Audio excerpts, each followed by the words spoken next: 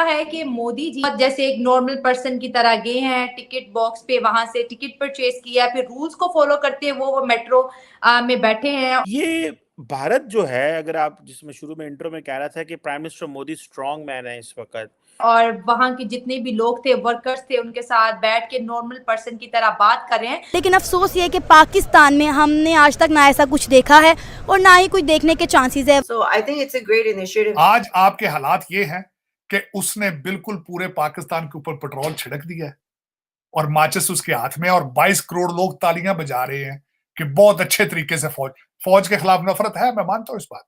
लेकिन इन तनाजात की हल का सिस्टम मुकम्मल तौर पे बंद हो चुका है और इमरान खान कह चुके हैं कि पाकिस्तान के 3 टुकड़े होंगे। मेरे मुंह में खाक। ये जो बांग्लादेश की बात कर रहे हैं कि उस तरह जिस तरह पाकिस्तान टूटा था, आज फिर पाकिस्तान टूट सकता है। कुछ हमें ना भुट्टो चाहिए, हमें ना मुशर्रफ चाहिए, हमें ना जरदारी चाहिए, ना इमरान खान चाहिए, ना हमें नवाज शरीफ चाहिए, हमें नरेंद्र मोदी जैसा एक ऐसा हुक्मरान चाहिए। ये जो डेवलपमेंट्स हो रही हैं, इससे प्राइम मिनिस्टर मोदी ज्यादा मजबूत होते आपको नजर आ रहे हैं।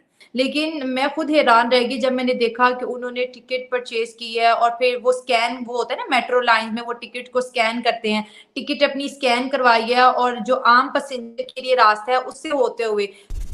हेलो फ्रेंड्स, जय हिंद। हिंदुस्तान स्पेशल में आपका स्वागत है दोस्तों। प्राइम मिनिस्टर नरेंद्र मोदी ने व्हाइट फील्ड से कृष्णा राजपुरा तक 13.71 किलोमीटर लंबी मेट्रो लाइन का शनिवार को उद्घाटन किया और स्टाफ के साथ और अन्य कई लोगों के साथ ट्रेन पर सवारी भी की। 4,249 करोड़ रुपए की लागत से बनी इस लाइन पर 12 मेट्रो स्टेशन हैं।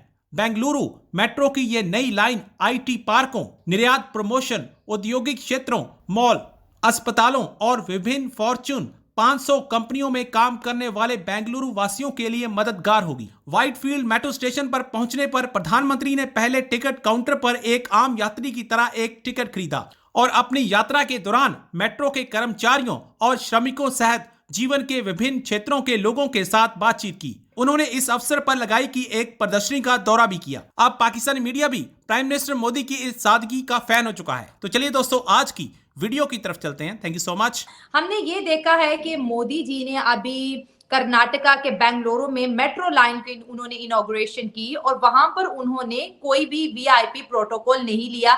बहुत जैसे एक नॉर्मल पर्सन की तरह गए हैं, टिकट बॉक्स पे वहां से टिकट परचेज किया, फिर रूल्स को फॉलो करते हुए वो मेट्रो में बैठे हैं और वहां के जितने भी लोग थे, वर्कर्स थे, उनके साथ बैठ के नॉर्मल पर्सन की तरह बात कर रहे हैं।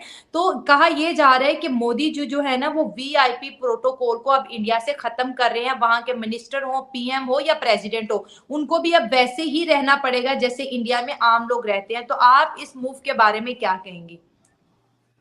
I think it's a great initiative. I can see that. मगर ये जो पैसे हमारे जाया होते हैं ना कि आपने इतना इतना प्रोटोकॉल दिया हुआ है और बड़े बड़े रेस्टोरेंट्स में खाना खाए जा रहे हैं, प्राइवेट प्लेन्स में ट्रेवल हो रहा है, इसका खर्चा कौन उठाता है? इसका खर्चा हम उठा रहे होते हैं, टैक्स पेयर्स।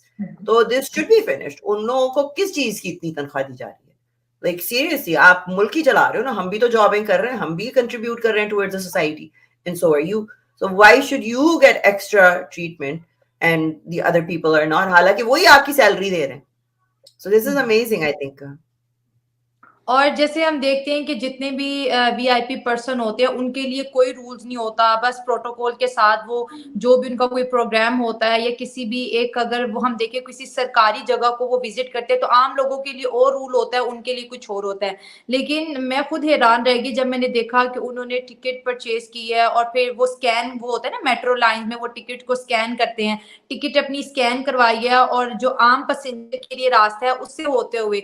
तो मुझे लगता है कि शायद ये अपने लोगों को वीआईपी कल्चर से बाहर निकाल रहे हैं। और अगर हम अपने पाकिस्तान की बात करें तो यहाँ पर जो है वीआईपी कल्चर को बहुत ज्यादा लोग प्रमोट कर रहे हैं। पिछले सालों की अगर हम बात करें तो शायद उसमें इतना नहीं था कि 5-6 सालों में अब तो एक आम बंदा जो समझ ले 1-1.5 लाख कमाता है वो भी ये सोचता है कि मुझे प्रोटोकॉल मिले। तो इसका ये आपको पता है नुकसान होता है कि अमीर अमीर से अमीर तर होता चला जाता है, गरीब जो है गरीब से गरीब तर होता चला जाता है और लोगों के अंदर एक बहुत बड़ा डिफरेंस आ जाता है एज अ सोसाइटी। खुद को लोग गरीब समझने लगते हैं और जिसको प्रोटोकॉल मिलता है वो कहता है कि ये अमीर है, शायद इसलिए इसको स्टेट में ज्यादा आपको पता है कि वाह वाह हो रही है इसकी।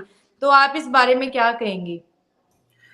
आई थिंक ये जो रूल्स फॉलो करना है ना, तो हमारा जो सब कॉन्टिनेंट है, पाकिस्तान तो खैर छोड़ ही दें आप उसको, कोई रूल्स ऐसे हैं ही नहीं। कोई सिस्टम एक बनाना चाहिए। आज आपके हालात ये हैं कि उसने बिल्कुल पूरे पाकिस्तान के ऊपर पेट्रोल छिड़क दिया है और माचिस उसके हाथ में, और 22 करोड़ लोग तालियां बजा रहे हैं कि बहुत अच्छे तरीके से फौज के खिलाफ नफरत है, मैं मानता हूं इस बात। और अदालतों के खिलाफ तो वैसे ही नफरत है, क्योंकि इसके लिए कानून और है और आपके लिए और मेरे लिए कानून और है। आप आज केस लेकर जाएंगे, 25 साल की डेट है उसकी, 22 साल 25 साल एवरेज हाई कोर्ट का केस, और इसके लिए सारा कुछ चलता है। मेरा मकसद है, और नया नया सिस्टम जिसकी तहरीक इंसाफ इन्होंने बात की है जी कि मैं दूध की नहरें चलाऊंगा इंसाफ के जरिए। इंसाफ कैसा है भाई? अदालतों में जाते हो 10,000 साल जाके बदमाश जाके हमला कर दे, तो ये इंसाफ है?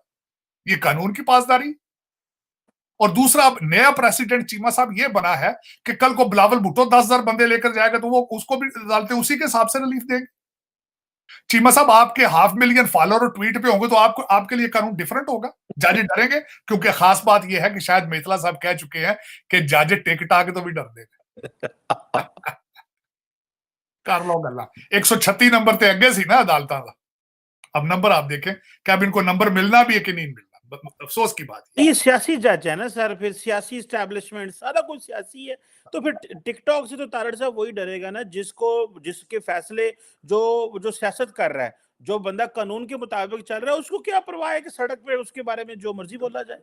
नहीं तो देखिए वीडियो ऑडियो आ चुकी है, अब पता चल रहा है दूसरे नकवी साहब के लड़के जो सारा हर बंदा बात कर रहा है कि फ्रंटमैन है, उसकी सारी दुनिया बात, ये को मैं अपनी बात थोड़ी कर रहा हूं। अब तो लोग ये बात कर रहे हैं कि बेंच का पता चलता जाता है तो पता चल जाता है कि फैसला क्या होना है। इतने प्रेडिक्टेबल है वो सारे, इतने प्रेडिक्टेबल।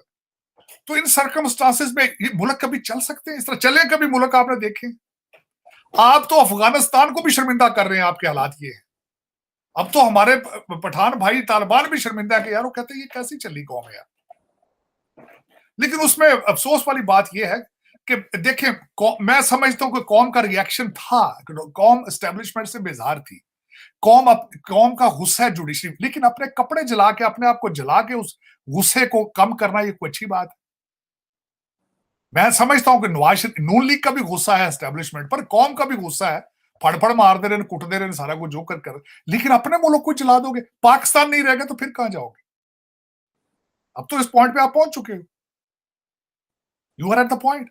अब ना आगे, वो कहना आगे खाई तो पीछे खड्डा, अब कहां जाओगे?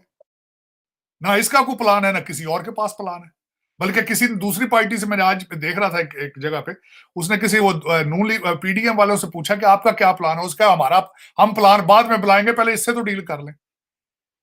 लेकिन वो बातें उनको ठीक है, उनको तो यही हवा नजर आ रहा है। वो तो बेचारे सुबह जाते हैं अपने दफ्तरों में, पता ही नहीं कि कल वापस आना है कि नहीं आना।